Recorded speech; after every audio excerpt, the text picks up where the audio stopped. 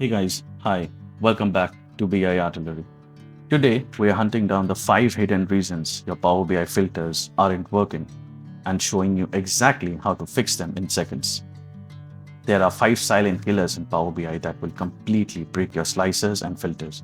If your visuals aren't updating when you click, you need to check these 5 things immediately. So let's get into it. First up, the design settings. So you can see I have different slicers from regions, products, and dates, and I have 2 charts.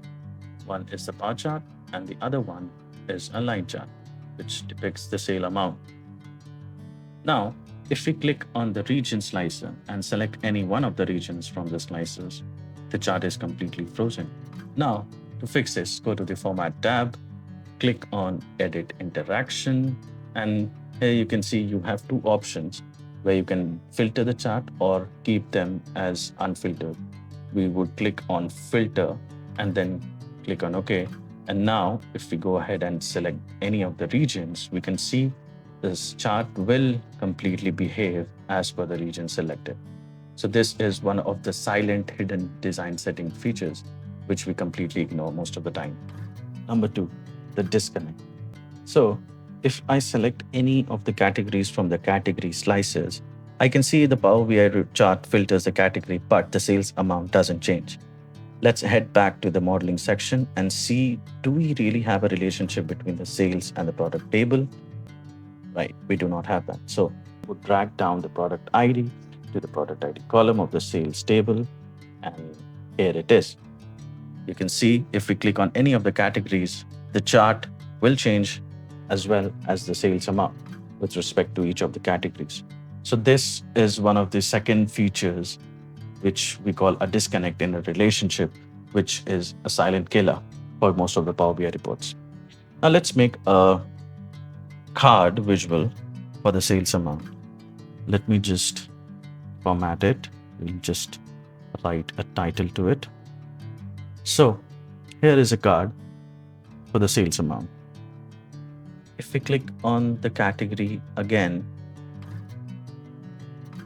the chart does change, but the sales amount numbers in the KPI card doesn't change this time.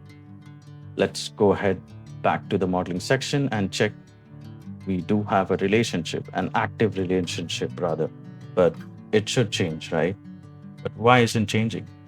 Well, the chart filters this, but this total sales measure, which is in the card, has a problem. This all function acts like a bulldozer, destroying any filters from your slicers. Remove it completely and hit enter, and the card wakes up right.